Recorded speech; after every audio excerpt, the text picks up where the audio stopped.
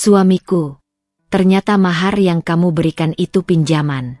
Assalamualaikum warahmatullahi wabarakatuh. Apa kabar teman semua? Semoga kalian dalam keadaan sehat, dimudahkan rezekinya, dan dilancarkan segala urusannya, serta penuh dalam kebahagiaan. Sebelum masuk ke cerita jangan lupa bantu like, komen, dan subscribe ya. Pagi itu, langit kota kecil tempat tinggal Alia tampak lebih cerah dari biasanya. Mentari bersinar lembut, membasuh atap rumah-rumah dengan kehangatan, seolah ikut merayakan hari yang telah lama dinanti. Di dalam rumah sederhana yang dipenuhi aroma melati dan harum bedak tabur pengantin, Alia duduk di depan cermin besar, mengenakan kebaya putih yang menjuntai anggun, sulamannya berkilau halus saat terkena cahaya. "Sudah cantik sekali kamu, nak," bisik ibunya, Bu Marni, yang berkaca-kaca menahan haru. Tangannya gemetar saat menyematkan bros terakhir di kerudung putih Alia. "Ayahmu pasti bangga kalau masih ada." Alia tersenyum, menahan gejolak dalam dadanya. Hari ini adalah hari yang ia impikan sejak kecil. Hari di mana ia akan dipersunting oleh lelaki pilihannya, Adrian. Seorang pria yang tak hanya tampan dan cerdas, tetapi juga dikenal taat beragama, santun, dan berwibawa. Adrian adalah sosok yang datang tidak dengan gombal manis, tapi dengan niat tulus dan tekad kuat. Sejak awal, ia memuliakan Alia, menghormati ibunya, dan menunjukkan keseriusan yang tak bisa ditolak siapapun. Pernikahan itu digelar di pelataran rumah Alia, dengan dekorasi sederhana dari janur kuning, bunga-bunga kertas buatan warga sekitar, dan hamparan tikar yang ditata rapi. Tetangga-tetangga bergotong royong menyiapkan makanan. Suasana kekeluargaan dan syahdu terasa menyelimuti setiap tamu yang hadir. Tak ada pesta mewah, tapi ada kebahagiaan yang begitu jujur dan hangat di wajah semua orang. Adrian tiba dengan mengenakan setelan putih gading, wajahnya tampak teduh di balik peci songkok hitam. Senyumannya meneduhkan, tatapannya penuh keyakinan. Saat ijab kabul diucapkan, suaranya lantang dan jelas.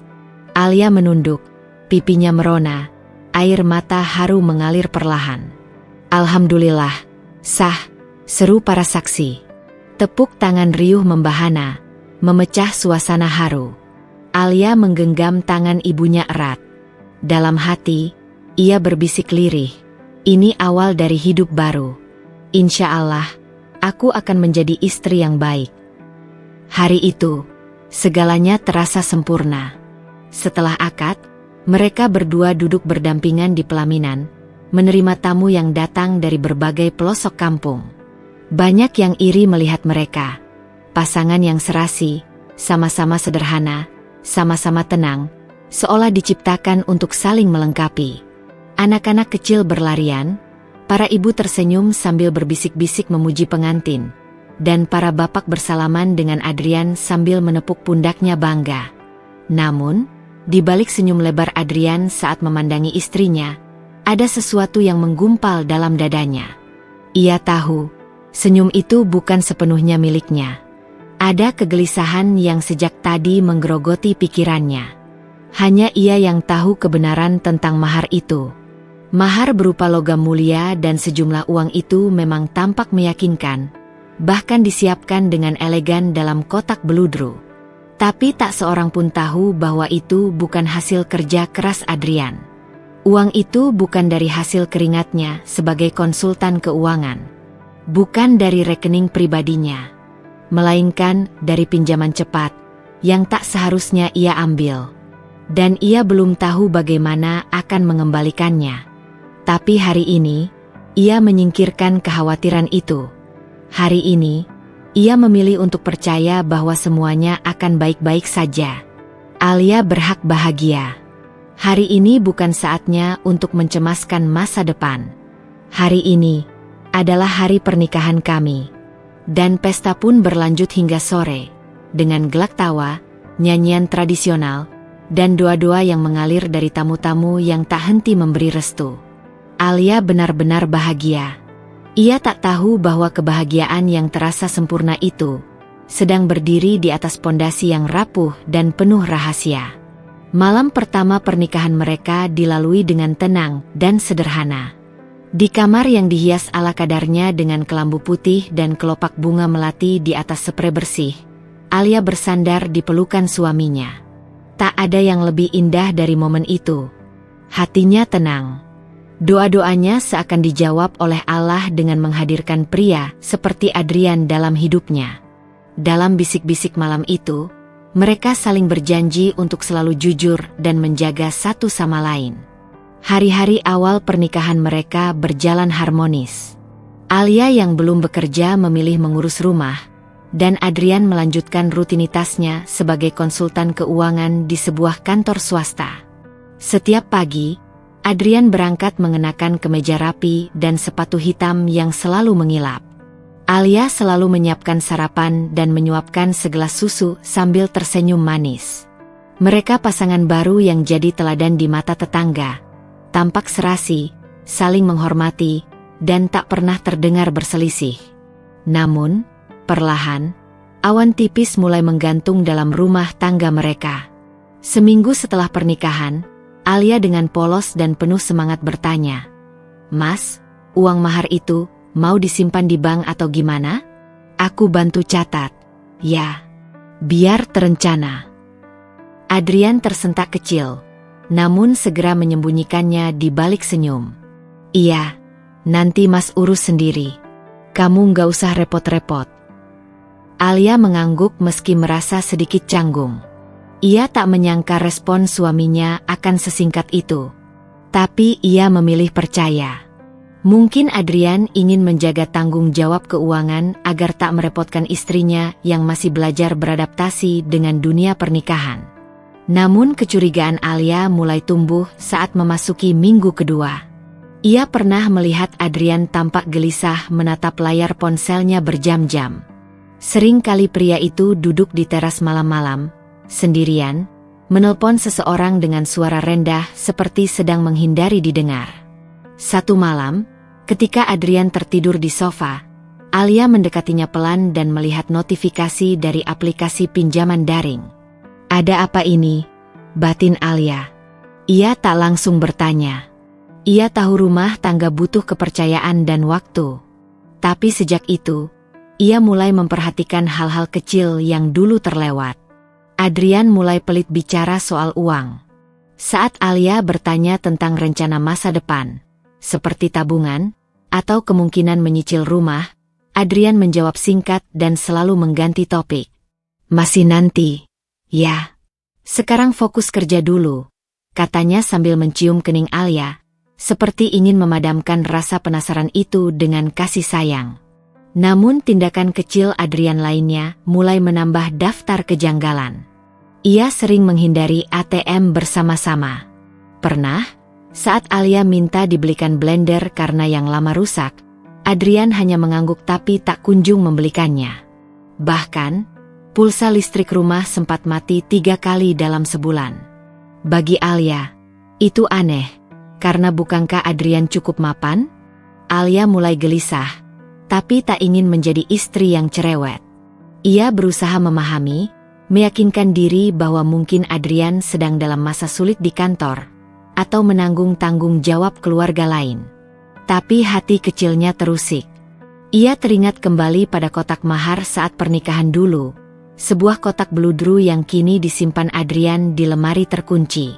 Suatu malam, saat Adrian sedang mandi, Alia memberanikan diri untuk membuka laci tempat suaminya biasa menyimpan kunci.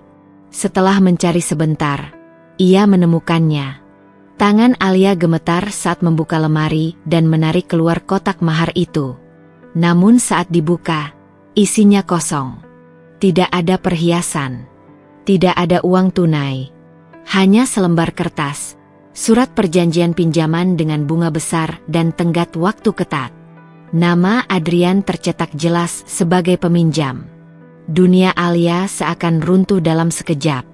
Ia duduk terdiam di lantai, menggenggam surat itu dengan mata berkaca-kaca. Hatinya remuk bukan karena kehilangan harta, tapi karena kehilangan kepercayaan. Lelaki yang ia banggakan, yang ia pertahankan kehormatannya di hadapan semua orang, ternyata menyimpan luka yang lebih dalam dari yang bisa ia duga. Saat Adrian keluar dari kamar mandi dan melihat Alia memegang surat itu, wajahnya pucat. Kamu buka lemari itu." Suaranya pelan tapi jelas. Alia menatap suaminya dengan mata merah, air mata mengalir tanpa ia tahan. Tapi kalimat yang keluar dari bibirnya bukan kemarahan. "Kenapa Mas nggak bilang dari awal?" Adrian tak menjawab. Ia hanya menunduk, seolah seluruh kekuatan dalam dirinya runtuh dalam satu tarikan napas. Beberapa hari setelah insiden kotak mahar terbuka, suasana rumah Alia dan Adrian menjadi hening dan kaku. Alia masih menjalankan tanggung jawabnya sebagai istri, tetapi senyum yang biasanya mengiringi setiap langkahnya lenyap entah kemana. Ia memasak, mencuci, membersihkan rumah, semuanya dalam diam. Tak ada percakapan hangat, tak ada tawa.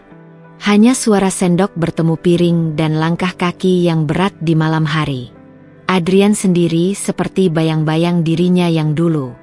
Ia pulang kerja lebih malam, sering termenung di depan jendela, dan semakin sering mengabaikan sapaan istrinya.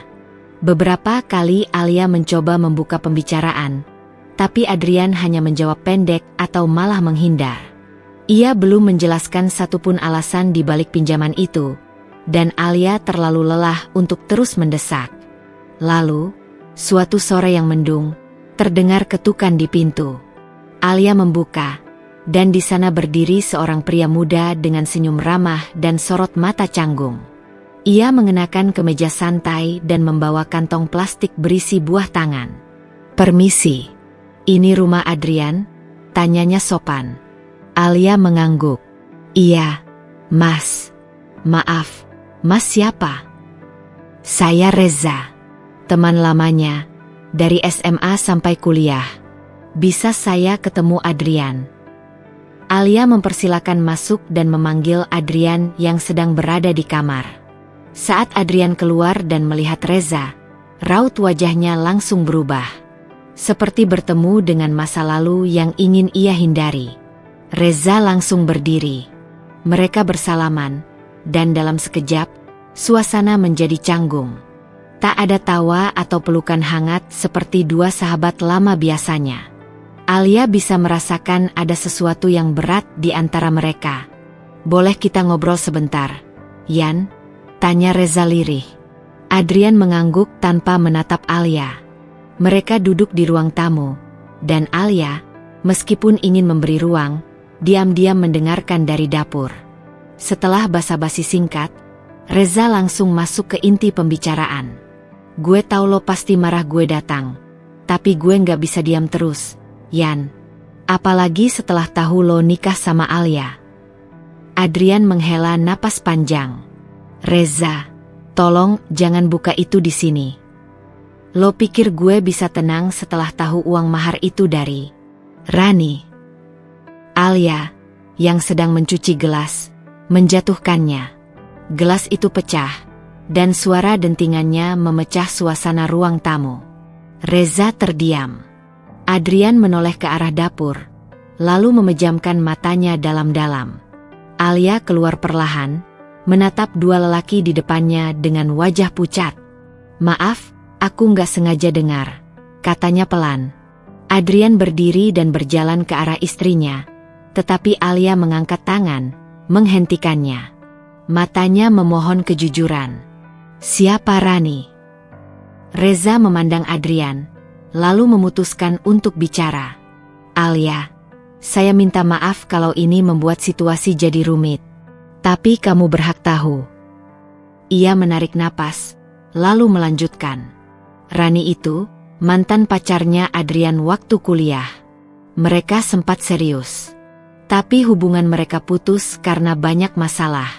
Setelah itu, Rani menikah, tapi pernikahannya gagal.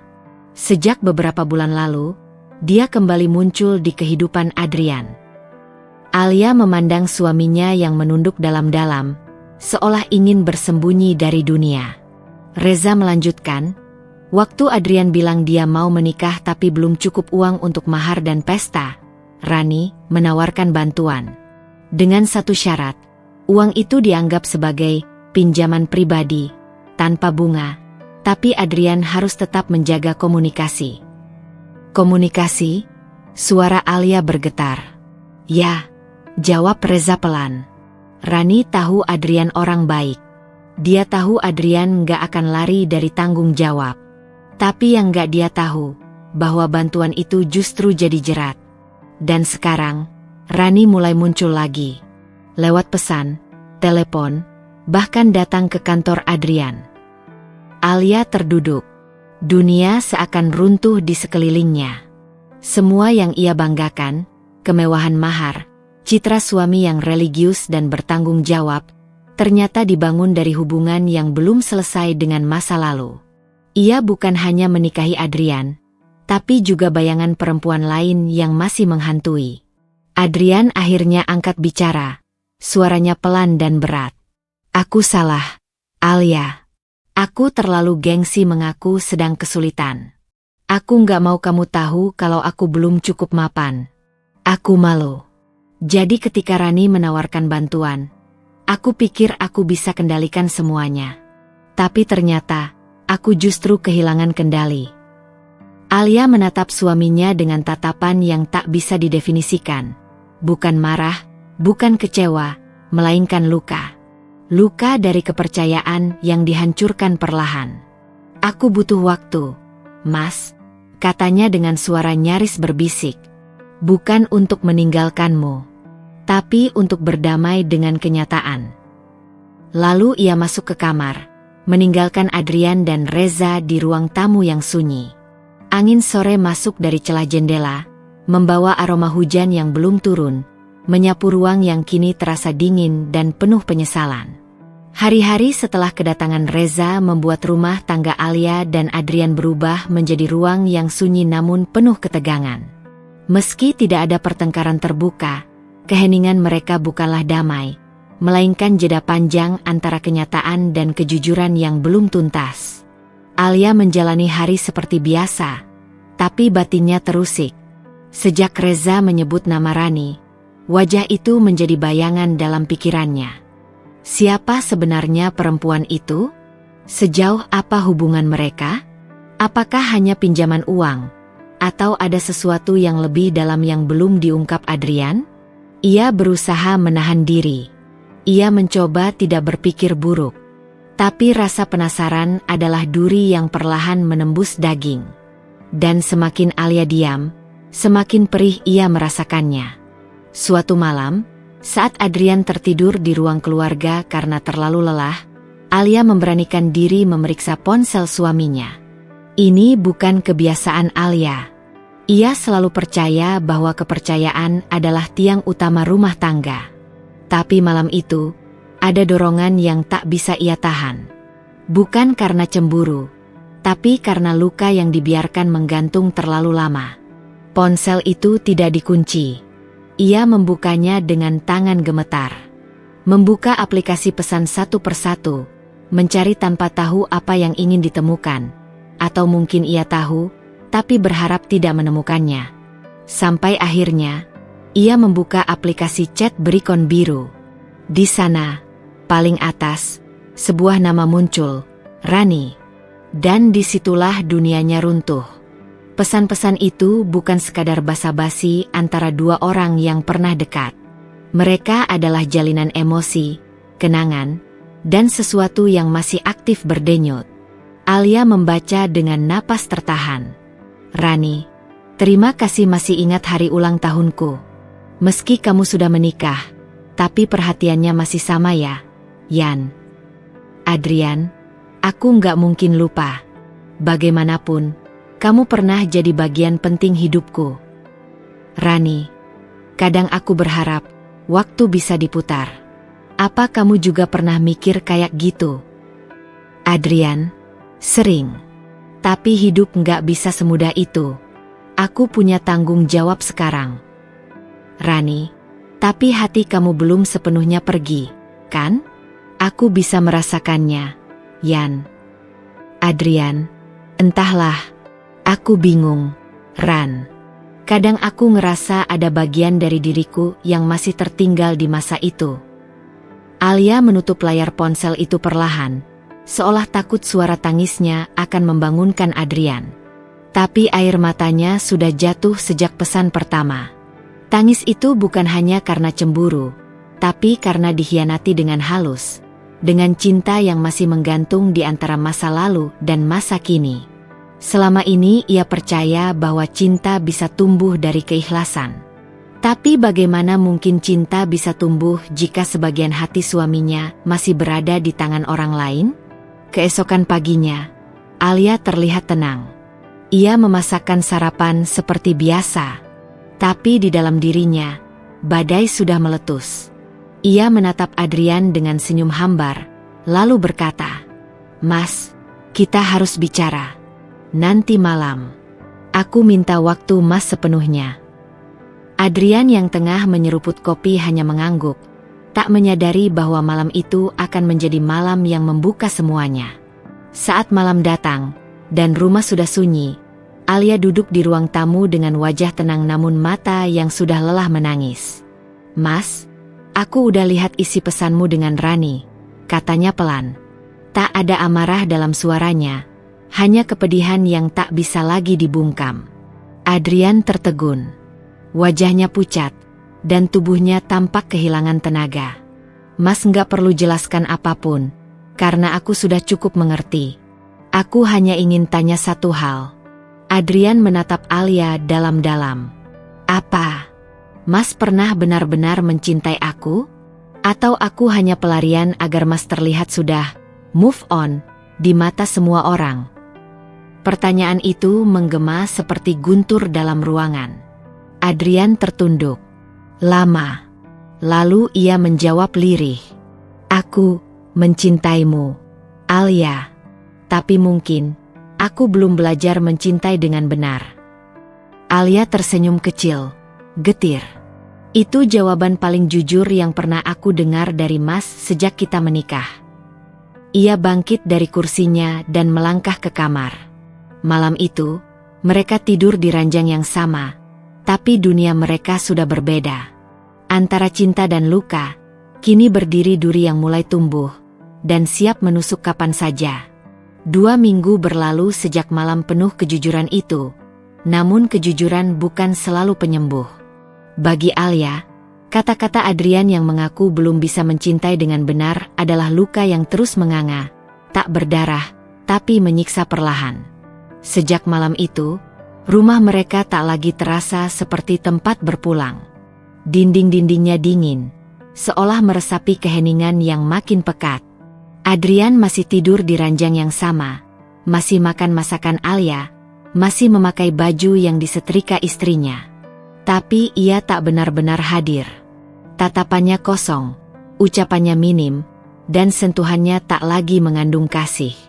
Bahkan senyum yang dulu terasa hangat kini hanya sekadar gerakan bibir tanpa makna. Alia seperti tinggal bersama bayangan seseorang yang pernah ia cintai. Pagi-pagi buta, Alia terbangun sendirian. Sisi ranjang tempat Adrian tidur kosong dan dingin. Ia melangkah pelan ke ruang tamu, lalu ke dapur.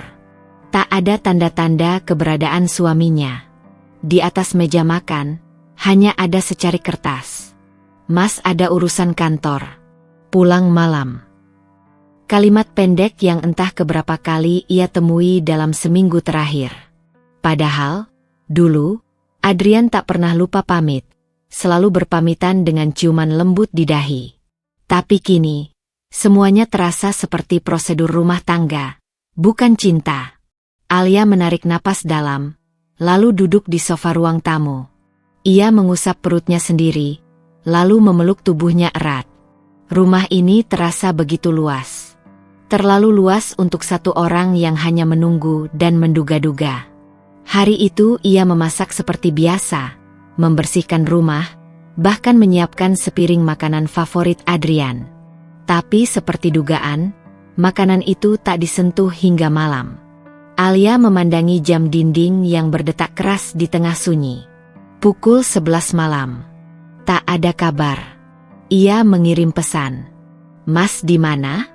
Aku tunggu. Tak ada balasan. Jam 1 dini hari, Adrian baru pulang. Dengan wajah lelah, mata sembab, dan aroma parfum asing yang tak dikenalnya. Alia membuka pintu, lalu menatapnya. "Kamu pulang," katanya datar. Adrian menunduk. "Maaf," lembur. "Mas, kita bisa berhenti saling membohongi." "Aku bukan perempuan bodoh," ucap Alia lirih. Adrian menghela napas, tapi tidak menjawab. Ia langsung berjalan masuk, melewati istrinya tanpa satu pelukan, tanpa satu penjelasan. Seperti tamu yang tak ingin bicara, hanya menumpang tidur. Alia berdiri di depan pintu, menggigit bibirnya agar tak menangis. Tapi air mata tetap mengalir. Ia bukan menangis karena ditinggal larut malam, tapi karena kini ia benar-benar merasa sendiri, meski bersuami. Hari demi hari, kerenggangan itu makin lebar. Bahkan ketika duduk bersebelahan di meja makan, mereka seperti berada di dua dunia berbeda. Setiap usaha Alia membuka percakapan hanya dibalas dengan gumaman. Bahkan saat ia jatuh sakit demam dan menggigil seharian, Adrian hanya meninggalkan obat dan air putih di meja.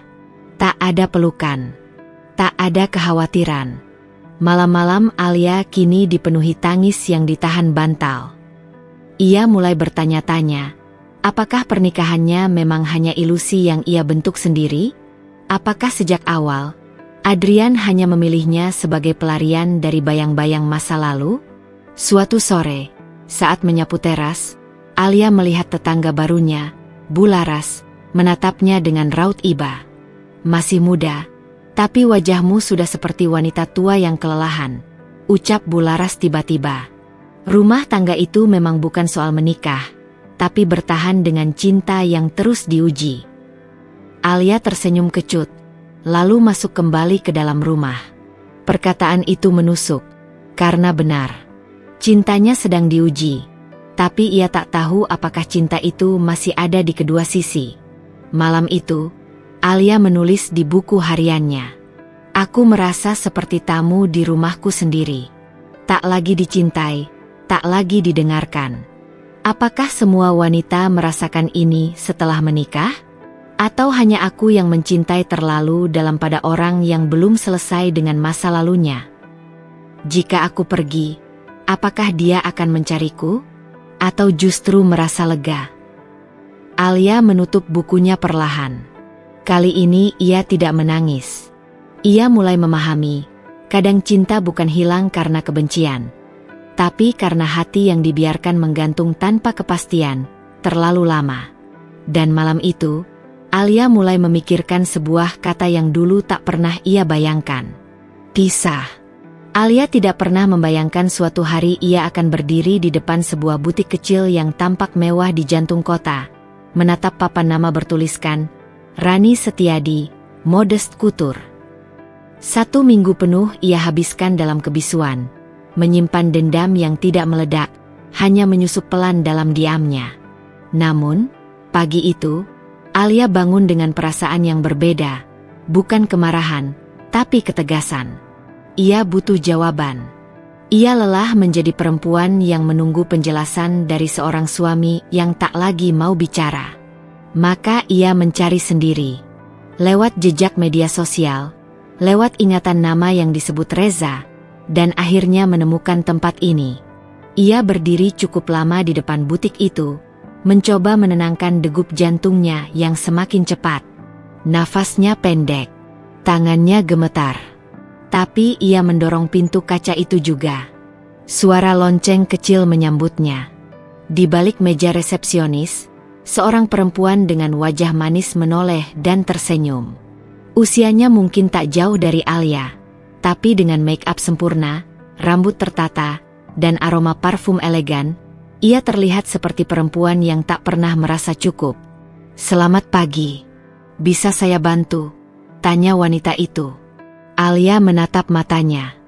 "Kamu Rani?" Perempuan itu menatap Alia beberapa detik, lalu bibirnya melengkung sedikit. "Ya, saya Rani. Kamu siapa?" Alia menegakkan tubuhnya. Saya istri Adrian. Seketika, senyum Rani memudar. Ia berdiri perlahan, menatap Alia dari ujung kepala sampai kaki. Seperti sedang menilai-nilai dari seorang perempuan yang merebut tempat yang dulu pernah ia miliki. "Silakan duduk," ucap Rani datar, lalu berjalan masuk ke ruang VIP kecil di dalam butik. Alia mengikutinya. Ruangan itu sepi dan hangat. Aroma lilin aroma terapi samar-samar mengisi udara. 2 cangkir teh disuguhkan oleh seorang asisten. Setelah pintu tertutup, hanya mereka berdua. 2 wanita, 1 nama lelaki, dan 1 masa lalu yang belum selesai. "Aku tidak datang untuk menuduh," kata Alia membuka suara. "Aku cuma ingin tahu, kenapa kamu masih menghubungi suamiku?" Rani menyesap tehnya tenang, lalu berkata, "Karena aku masih peduli." Jawaban itu menampar Alia seperti angin dingin di musim kemarau. Adrian itu pernah menjadi hidupku.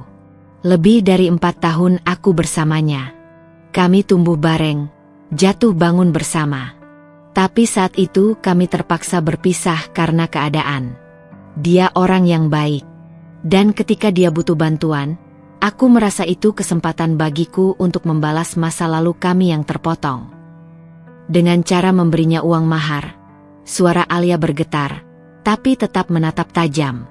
"Uang hanyalah alat, Alia," jawab Rani ringan.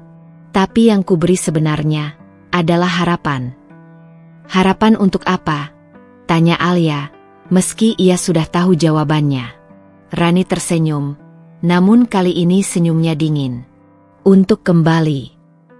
Alia menahan nafas. Dia sudah menikah. "Dan kamu pikir pernikahan itu jaminan dia bisa melupakan aku?" balas Rani cepat.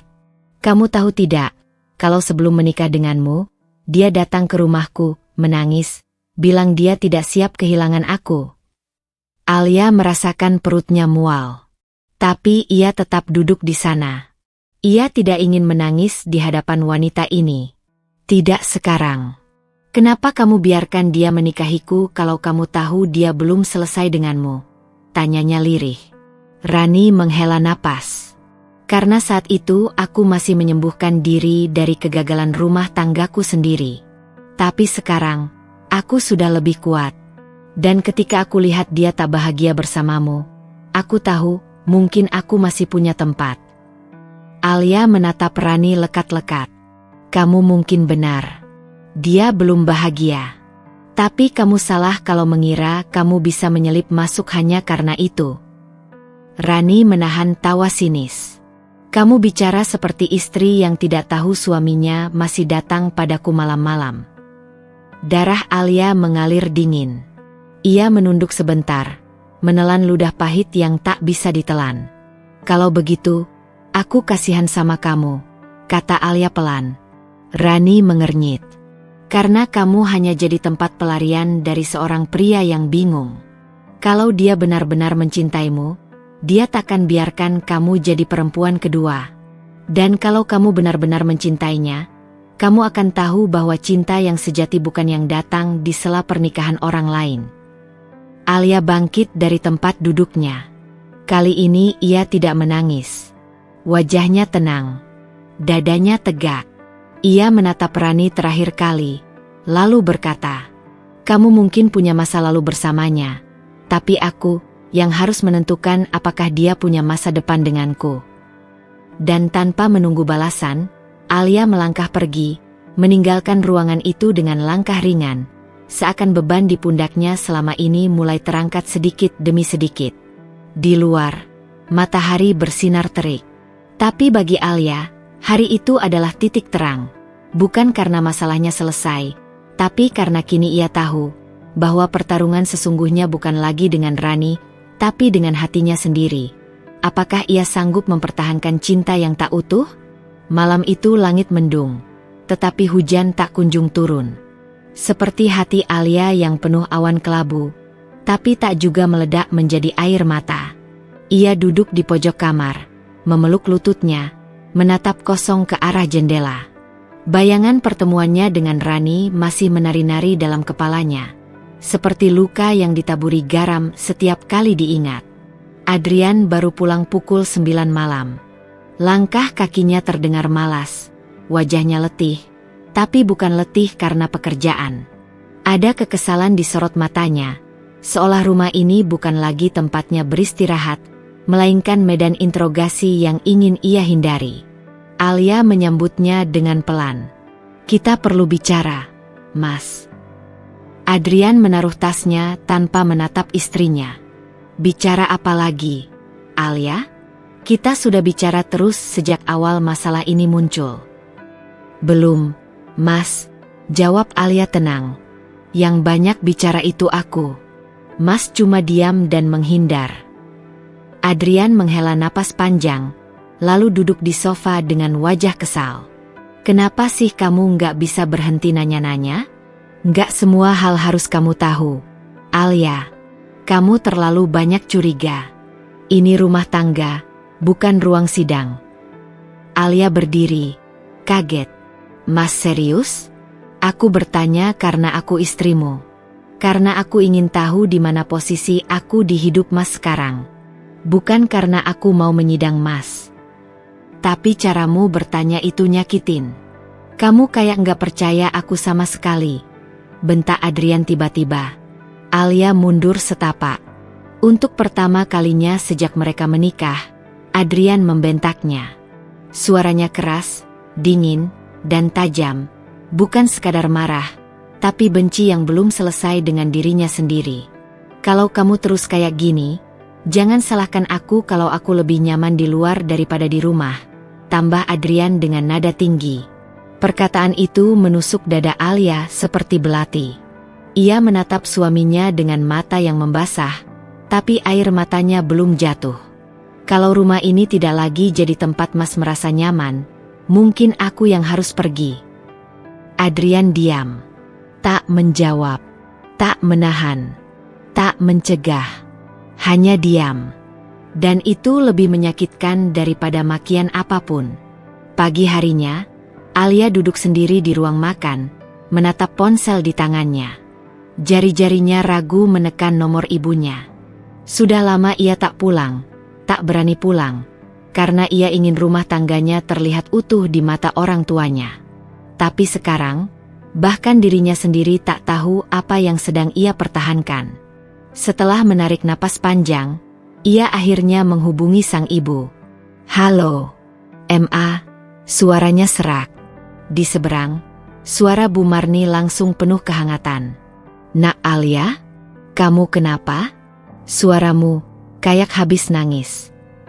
Alia tak menjawab. Ia hanya terisak pelan. Dan itulah jawaban paling jujur yang bisa ia berikan. "Kamu pulang saja, Nak. Ibu masakin sayur asem kesukaanmu, ya?" Suara ibunya lembut, mengayun bagai pelukan. Setelah menutup telepon, Alia tak langsung berkemas. Ia duduk di kasur, memandangi bingkai foto pernikahan mereka yang tergantung di dinding. Wajahnya di sana tersenyum lebar, matanya berbinar penuh harapan. Ia nyaris tak mengenali dirinya sendiri. Luka yang ia rasakan selama ini seperti luka kecil yang dibiarkan terbuka. Kini ia tahu, luka itu sudah membusuk, sudah bau. Dan lebih parahnya lagi, ia membiarkannya, dengan harapan suatu hari Adrian akan menyadari dan mengobatinya. Tapi tidak. Yang datang justru tuduhan bahwa ia terlalu cerewet, terlalu curiga, terlalu banyak bertanya. Padahal ia hanya ingin dicintai kembali.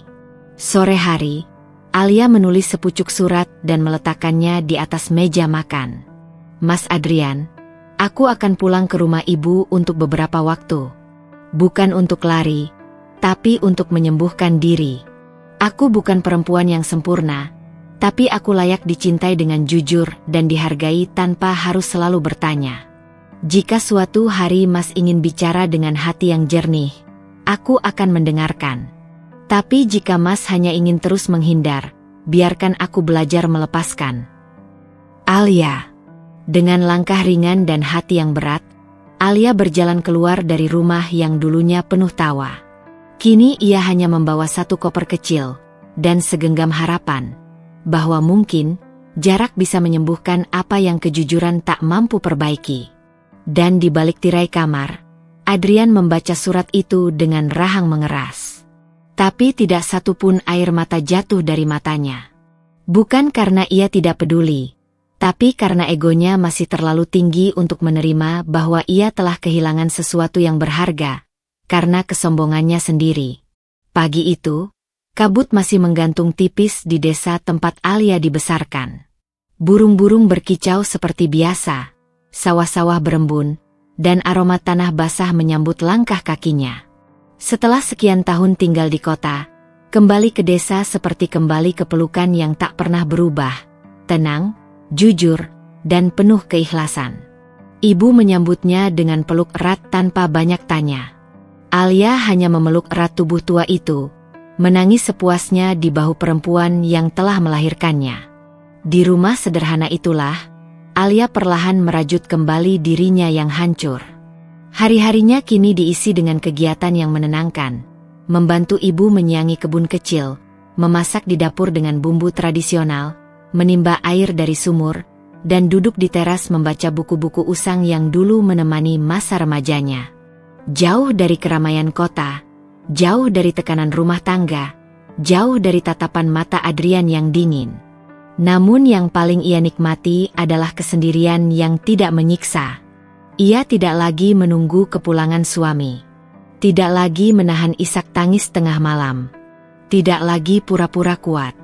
Di desa, ia bebas menjadi Alia, tanpa embel-embel istri dari siapa, tanpa label istri yang harus kuat, harus sabar, harus paham. Suatu sore, saat duduk di pinggir pematang sawah, Alia berbincang dengan Pak Dahlan, tetangga tua yang sering mengajaknya berbagi cerita hidup. "Kamu kelihatan lebih tenang sekarang, Alia," ujar Pak Dahlan sambil menyeruput kopi. Alia tersenyum kecil. "Saya masih belajar tenang, Pak. Tapi memang, rasanya hati ini lebih ringan." Pak Dahlan mengangguk. "Kadang, kita baru tahu beratnya luka saat kita menjauh dari sumbernya. Tapi ingat, menjauh bukan berarti kalah. Kadang, itu satu-satunya cara untuk menyelamatkan diri." Kata-kata itu mengendap lama dalam benak Alia. Setiap malam, Alia menulis di buku catatannya. Ia menulis bukan hanya untuk meluapkan isi hati, tapi untuk memahami dirinya sendiri.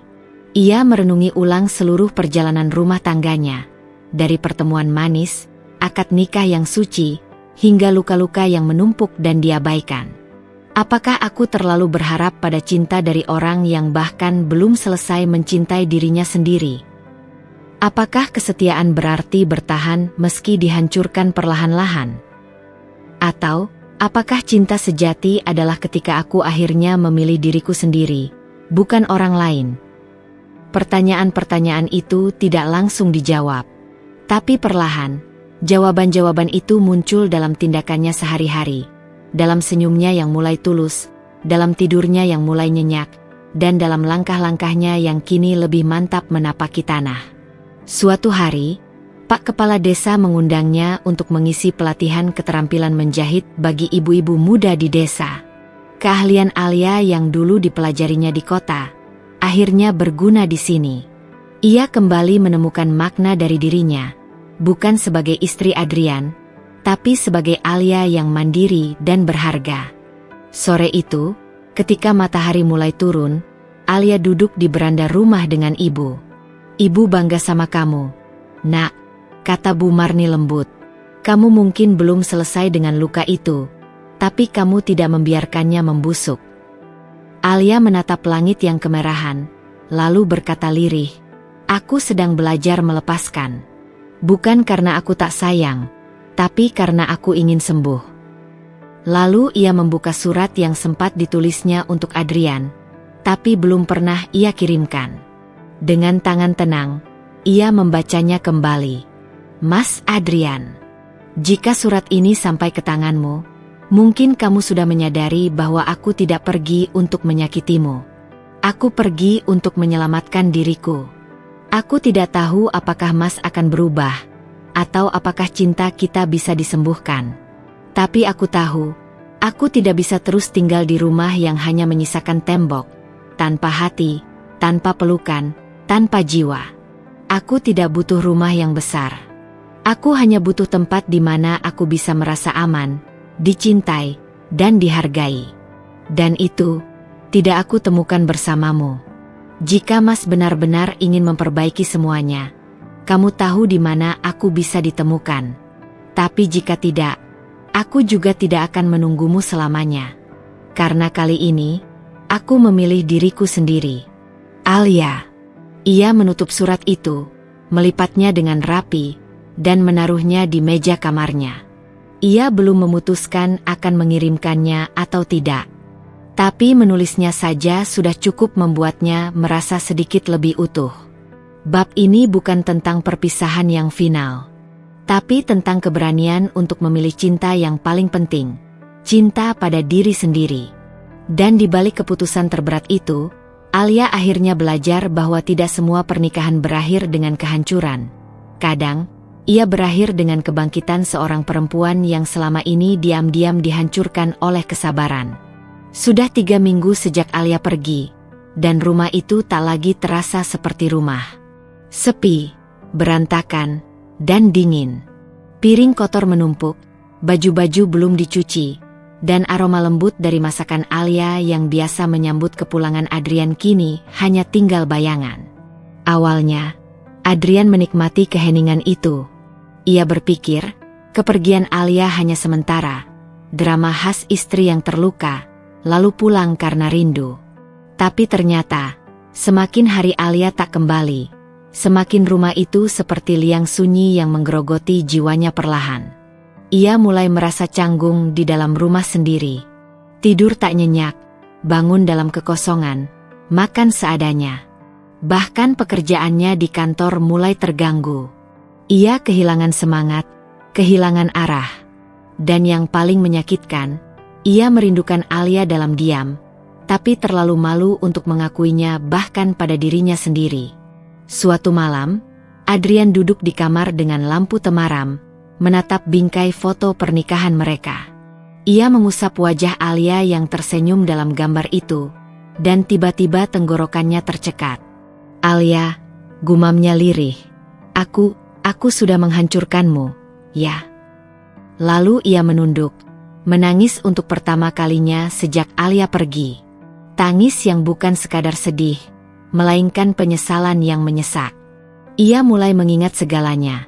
Bagaimana ia mulai menjauh, bagaimana ia tak pernah menjelaskan, bagaimana ia membentak wanita yang hanya ingin dimengerti. Dan yang paling membuat hatinya hancur, bagaimana ia membiarkan cinta lama hadir dalam pernikahan yang seharusnya suci. Adrian tahu, tak ada pembenaran. Rani memang pernah menjadi masa lalunya, tapi ia tak seharusnya membiarkannya menjadi bayangan dalam rumah tangganya. Ia sadar kini, bahwa kesetiaan bukan hanya soal tidak berselingkuh fisik, tapi menjaga hati agar tidak terbagi. Ia duduk diam berjam-jam malam itu, lalu bangkit dengan satu tekad. Esok paginya, ia mengambil cuti kerja dan memutuskan menyusul Alia ke desa. Perjalanan ke kampung halaman Alia membuat Adrian makin banyak merenung. Setiap sawah yang terbentang, setiap rumah tua yang ia lewati, mengingatkannya bahwa ia pernah mencuri kebahagiaan dari gadis desa yang polos itu. Gadis yang memilihnya dengan percaya, tapi ia balas dengan luka. Setibanya di rumah orang tua Alia, ia berhenti sejenak. Rumah itu sederhana, dindingnya kayu, halamannya penuh tanaman bunga, dan di berandanya, Bu Marni tengah menyapu. Melihat Adrian, Bu Marni menghentikan sapunya. "Mas Adrian?" tanyanya datar, tanpa senyum, tanpa sambutan. "Iya, Bu," jawab Adrian dengan suara berat. "Alia ada." Bu Marni menatapnya lekat-lekat. "Kamu nyari Alia sekarang, setelah dia setengah mati menyembuhkan luka yang kamu buat?" Adrian menunduk. Saya tahu saya salah, Bu. Saya cuma mau bicara. Sekali saja. Kalau setelah ini dia tetap nggak mau balik, Saya akan pergi. Dia lagi di surau kecil belakang rumah. Kalau kamu datang dengan hati yang masih angkuh, lebih baik kamu pulang sekarang juga, ucap Bu Marni sambil melanjutkan menyapu. Adrian menelan ludah, lalu berjalan pelan ke arah surau kecil yang terlihat sederhana. Di sana, Alia duduk di atas sajadah, dengan mukena putih, masih dalam posisi berdoa. Matanya terpejam, bibirnya komat kamit. Wajahnya tenang, jauh lebih damai dari terakhir kali Adrian melihatnya. Adrian tidak segera mendekat. Ia berdiri mematung di depan pintu surau, menunggu.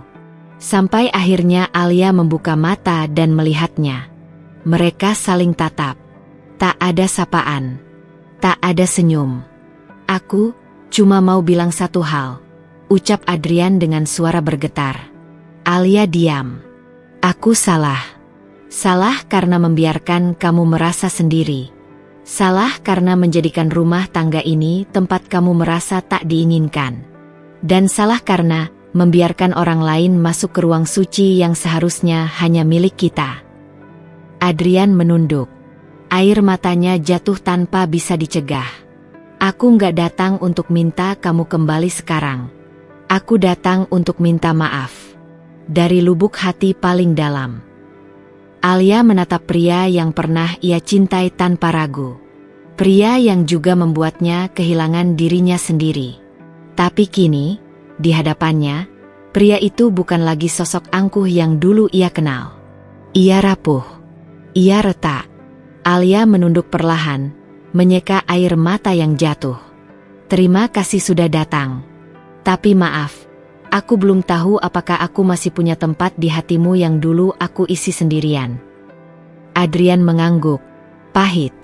Aku bisa tunggu. Selamanya pun kalau perlu. Aku cuma ingin kamu tahu bahwa rasa bersalah ini bukan karena kamu pergi, tapi karena aku sadar. Aku pernah punya surga di rumah, dan aku biarkan surga itu terbakar pelan-pelan. Ia melangkah mundur, membiarkan jarak kembali memisahkan mereka. Tapi kali ini, bukan jarak karena keegoisan, melainkan karena penyesalan yang ingin ditebus, meski itu berarti menunggu di seberang luka. Dan di surau kecil itu, Alia menangis. Bukan karena sakit, tapi karena untuk pertama kalinya, Adrian benar-benar datang sebagai manusia, bukan sebagai suami yang ingin menang. Malam turun perlahan di desa itu, menaburkan bintang di langit gelap yang jernih. Di beranda rumah kayu sederhana, Alia duduk menyelimuti tubuhnya dengan kain batik. Udara mulai dingin, tapi pikirannya lebih dingin dari angin yang berhembus. Di dalam rumah, ibunya sudah tertidur. Namun hati Alia tak bisa terpejam. Kata-kata Adrian siang tadi terus terngiang. Aku sadar. Aku pernah punya surga di rumah, dan aku biarkan surga itu terbakar pelan-pelan. Tak lama, suara langkah kaki mendekat perlahan. Alia menoleh, dan di sana, di ujung jalan kecil depan rumah, Adrian berdiri dengan wajah letih, tangan kosong, tapi mata yang tampak lebih jujur dari sebelumnya. Ia tak membawa bunga, tak membawa hadiah, hanya membawa sesuatu yang selama ini enggan ia bawa, rendah hati. Alia, boleh aku bicara sebentar? Suaranya pelan, hampir seperti bisikan. Alia mengangguk kecil, dan Adrian pun duduk beberapa langkah di hadapannya. Mereka tak saling menyentuh. Tapi ada rasa yang bergelora, bukan cinta yang membara, melainkan sisa-sisa luka yang mulai bersuara. Aku tahu, aku datang dalam keadaan yang terlalu telat, ucap Adrian membuka. Tapi ada hal yang belum pernah aku jelaskan sejak awal, tentang kenapa aku menerima bantuan Rani. Alia menatapnya diam. Tak mengangguk, tak menggeleng. Waktu aku ingin melamarmu, aku tahu aku bukan siapa-siapa. Aku hanya pria biasa, pekerja kantoran dengan gaji yang tak seberapa. Tapi aku ingin memberimu sesuatu yang pantas. Aku ingin mahar yang bukan sekadar cincin emas, tapi sesuatu yang membuat semua orang percaya kalau kamu berharga. Adrian menunduk, menahan napas yang berat. Saat itu, Aku tak punya cukup tabungan. Aku coba pinjam ke teman, ke saudara, tapi semua sedang sulit. Dan Rani, dia tahu niatku, tahu rencanaku, dan menawarkan bantuan. Ia menatap Alia dalam-dalam. Aku sadar, aku salah. Salah karena menyembunyikannya darimu. Salah karena terlalu sibuk membangun citra suami idaman, sampai lupa bahwa yang kamu butuhkan bukan kemewahan, tapi kejujuran. Alia mengerutkan kening, suaranya pelan namun tajam. Lalu kenapa kamu tetap menjaga hubungan itu? Bahkan setelah menikah. Adrian menelan ludah. Itulah bodohnya aku. Aku merasa berutang, merasa tidak enak hati, dan tanpa sadar aku membuka celah. Sampai akhirnya aku terlalu dalam untuk mundur. Ia memeluk kepalanya, lalu menunduk dalam-dalam, suaranya pecah. Tapi aku bersumpah, tidak pernah sekalipun aku menyentuhnya setelah kita menikah. Tidak pernah. Tapi memang, hatiku pernah goyah. Dan itu lebih kejam dari sekadar perselingkuhan fisik. Tangis pecah dari bibir Adrian. Tubuhnya bergetar. Malam menyelimuti mereka dalam diam yang penuh rasa getir. Aku tahu aku tidak pantas dimaafkan, Alia. Tapi aku mohon, izinkan aku menebusnya. Bukan untuk kembali bersamamu jika kamu tidak mau. Tapi untuk memperbaiki luka yang aku buat. Biar kamu bisa sembuh. Dengan tenang. Dengan utuh. Alia terdiam lama. Pandangannya mengarah pada langit malam yang kini bertabur bintang. Ia menarik napas dalam-dalam. Aku tidak butuh mahar mewah waktu itu, Mas, ucapnya pelan. Yang aku butuhkan hanya satu, kejujuran. Kamu memberiku emas, tapi menyembunyikan niat. Kamu menikahiku, tapi masih menyimpan cinta lain. Dan aku harus menghidupi rumah tangga yang dibangun di atas kebohongan. Air matanya jatuh pelan. Tapi kali ini tidak gemetar, tidak penuh luka. Hanya air mata dari seorang wanita yang terlalu lama menahan kecewa. Aku sudah memaafkanmu, Mas.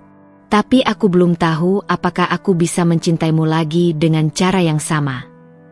Adrian mengangkat wajahnya, matanya merah. Kalau aku harus mulai dari nol, aku akan lakukan. Aku siap jadi tamu yang menunggu di luar hatimu, sampai kamu mempersilakan masuk lagi, atau menyuruhku pergi selamanya. Alia memandangnya lama, lalu berkata lirih, kalau memang ingin menebus, buktikan bukan dengan janji, tapi dengan perubahan. Aku tak ingin dibuai kata-kata lagi. Adrian mengangguk pelan. Aku akan pulang malam ini, tapi bukan karena menyerah. Aku ingin kamu tahu, bahwa aku tak akan memaksa. Cinta, jika dipaksakan, hanya jadi luka baru. Malam itu, mereka berpisah dalam damai. Tak ada keputusan yang pasti, tak ada pelukan perpisahan, tapi ada kejujuran yang akhirnya tumpah di antara mereka. Sebuah permohonan maaf yang tak dijawab dengan kata, iya, tapi dengan kesempatan untuk membuktikan layak atau tidaknya diberi satu lagi, ruang dalam hati. Dan untuk pertama kalinya sejak Alia pergi, mereka sama-sama pulang ke tempat tidur masing-masing tanpa dendam, tanpa kemarahan. Tapi keduanya tahu, perjalanan ini belum selesai. Luka mungkin sudah terbuka, tapi apakah akan sembuh? Atau meninggalkan bekas yang terlalu dalam? Itu akan ditentukan di hari-hari berikutnya. Pagi di kota kembali sibuk ketika Adrian menapakkan kaki ke apartemennya. Namun hatinya belum pulih dari malam-malam sunyi yang ia alami. Percakapannya dengan Alia terus terngiang. Bukan karena ia merasa sudah diampuni, tetapi karena ia sadar ini bukan akhir dari masalah, melainkan awal dari ujian yang lebih berat. Alia memberinya satu syarat.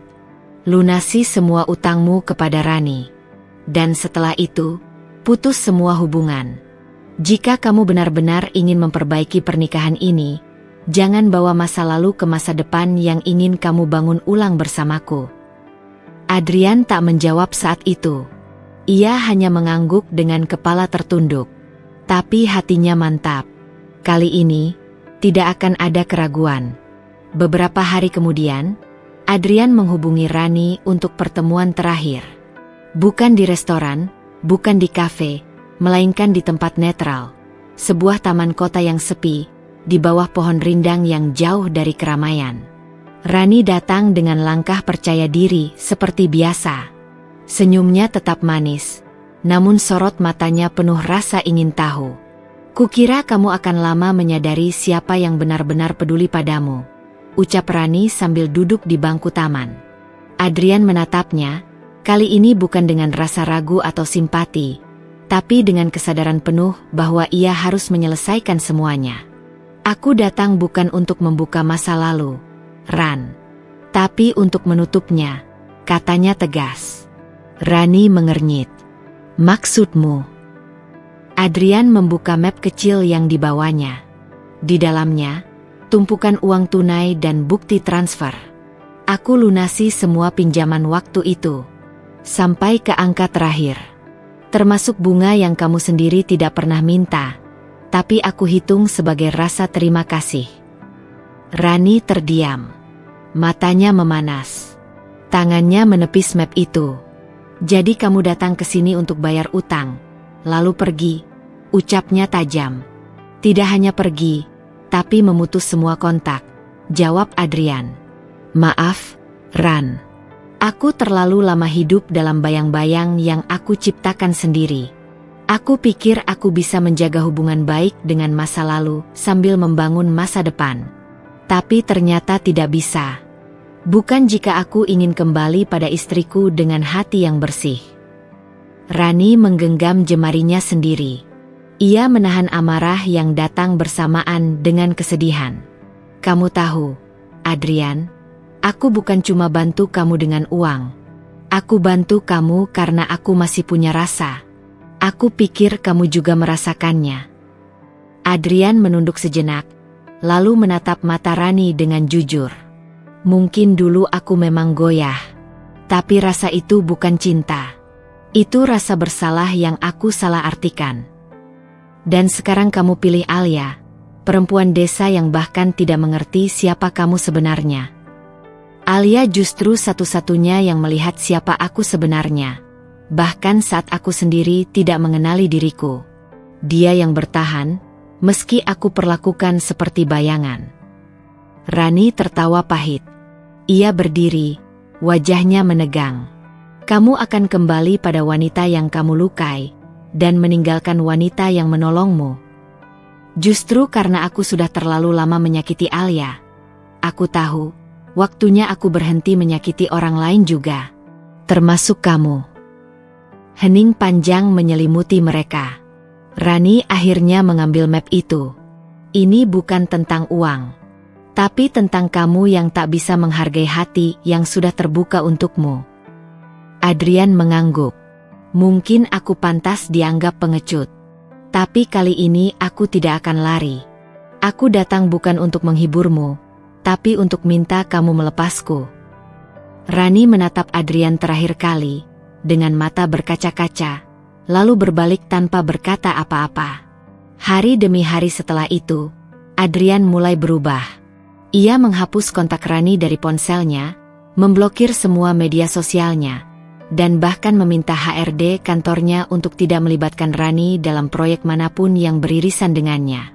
Ia mulai rajin salat, rutin mengaji, dan mengikuti kajian kecil di masjid sekitar tempat tinggalnya.